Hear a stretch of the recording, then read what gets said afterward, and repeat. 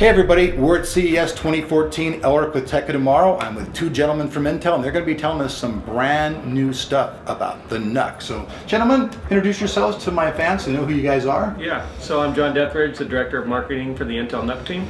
I'm Alan Clampett, I'm the Technical Marketing Engineer for NUC.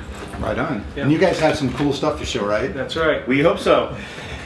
We know so. You guys know, so come on. Yeah, so we got three new SKUs that we're launching here at CES. We've been shipping this newer Haswell NUC here in Core i5 and Core i3 flavors here for about a quarter, and we're getting a lot of feedback from people that they would like to see the NUC with a 2.5-inch drive support. And as you notice, when you open up this box, you see the SATA header on here, and you say, well, we're not making very good use of that SATA header and this one here. And our response to that is SSDs find technology for performance and reliability. But we've also acknowledged that maybe we need to bring some SKUs to market from Intel that support those 2.5-inch drives. So that's what we're announcing here at CES this week. And so this is an empty shell of the chassis. I just wanted to open it up real quick and kind of show you what it looks like inside.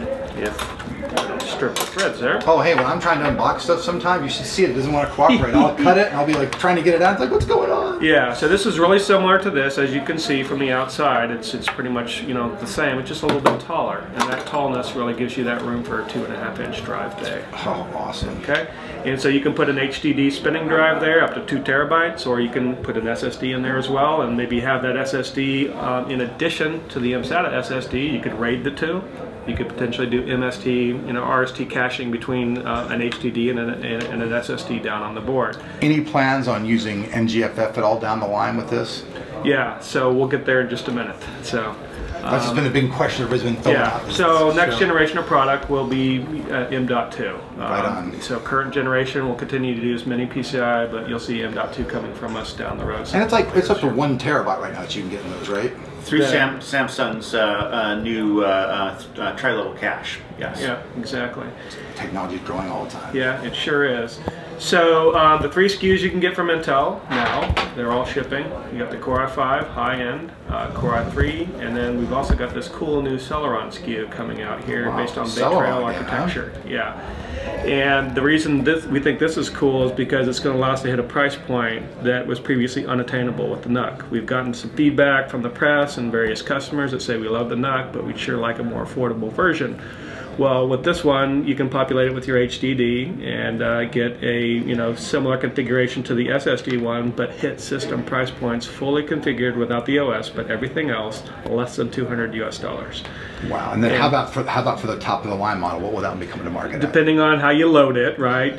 You're probably system price point once again in the 600 plus range, and probably in the for the Core i3 maybe in the 450 plus range. Now, do you guys? I know you guys have like been really dabbling a lot in doing video technology. Do you guys have plans at all of your own, to even do more high-end video stuff and implement it in these types of machines in the future? You're talking graphics here? Yes, yeah. Graphics. So this version here will have HD 5000 graphics, which is just one stage short of hitting Iris, right? Iris and Iris Pro are the premium graphics from Intel.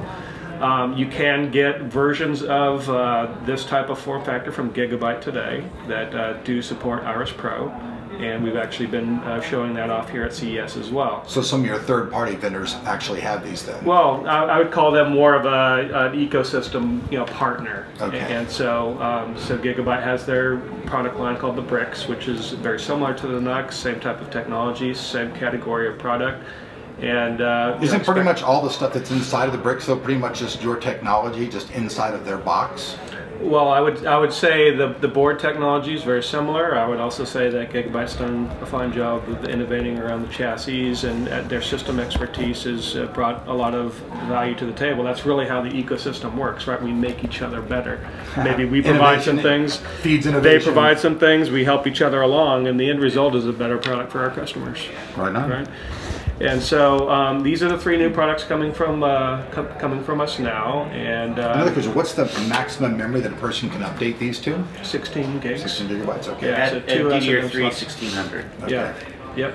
And so, and I believe this one has 1 slot on it. It has 1 DIMM slot, so you get up to 8 gig. 8 gigs on the entry level, 16 gigs on the 2 premium level products. Right on. What you got back here? Well, this is something for you to actually play with. It is actually that what you see there populated with the exception of memory. So you get to pick your own memory. So what you actually see in this, it's an unbagging, folks. I will do a deboxing and opening up All here. right, check this out. You can actually see what we actually put in there for your treat. Just unbagging, disassembly. Yeah, there's actually a way you have to do once you actually get the cables connected to actually easily remove the hard drive tray, and we'll actually get this all shown here. What? No auto tool? Well, it's a Kingston HyperX. Ah, David Young will love you, David. We love you. You know that. Matter of fact, one of his guys, Louis K. Nishiro. I don't know if you know him. I know them all, yeah. Yep, so there you go. That is the actual Intel SSD. It is the 530 model, and it is the 240 gigabyte in size. Now you can actually see we actually have a daughter card here, which it actually slides into. I don't know if you can catch that. And then the other thing is right there. Yep. And then you have one screw there and one screw there to actually retain the actual hard drive or SSD. Then to get below this with the cables like this, if you're trying to pull it out, this cable will actually kind of latch onto here and stop it from getting out. So you just basically, you just pop it up like that, and then we'll... Real easy. Okay, so the drive actually pulls out completely before you got to even try to remove the SSD drive. Oh, that's perfect. And then we also put in there one of our top-end Wi-Fi cards. It's the 7260 AC module. Yep. And so just put the memory in and away you go. That's right. So if you that means I got to walk around the show and bug somebody for some memory now. Hey, I need memory, right. So I go back to my hotel and film it. Right. Exactly. Kingston will be the guy I'll go visit. We've told the other press that hey, just go do that. Yeah, that's what we're gonna go do. So we'll go around with our little mini box and we get some fired up in the room tonight. There you go. That's what we'll do. Yep. Yep. So another thing to mention, in previous generations of NUC, we have not shipped with power cords, and people have gotten a little annoyed by that. So all production versions of the NUC today now ship with power cords. Big smiles, everybody. Multiple countries are supported, so. Like Smile and Bob. And the other thing to make note of that, so you just have we use the standard power brick that we've done, since we started. Well, now we have the different power cords with the different connectors on the end, right, for the different geos. Ah, cool. Well, with this one right here, we're going to start out with the wall wart. The Celeron model? Celeron model is going to have a wall wart. It's only a 35 watt because it's the basically lower power, right? So we don't have to do the 65 watt we have with this one. But it actually has all the different geos connectors. So you basically slide off a cover, slide on whichever connector you actually need for US, EU, UK, whatever. And even the Celeron version, though, I mean, folks, even though it's a really low energy model, it's fine for people who are like checking their email, just doing Word stuff. It's perfect for all. Actually, you can do 1080p video on it as well. Yeah. So entry-level home theater PC would work. So yeah, so basically you have a whole solution that's basically no bigger than your hand, and that's what really the big thing about NUC is, that you can take it pretty much anywhere, put it on your desk without taking up any real estate, and get high power in a little box. Absolutely. Yep. Very well said. You're hired. All right. Thanks. Thanks, folks. We'll see you guys back here for more videos at CES 2014. See ya. Somebody's rudely calling me at the same time.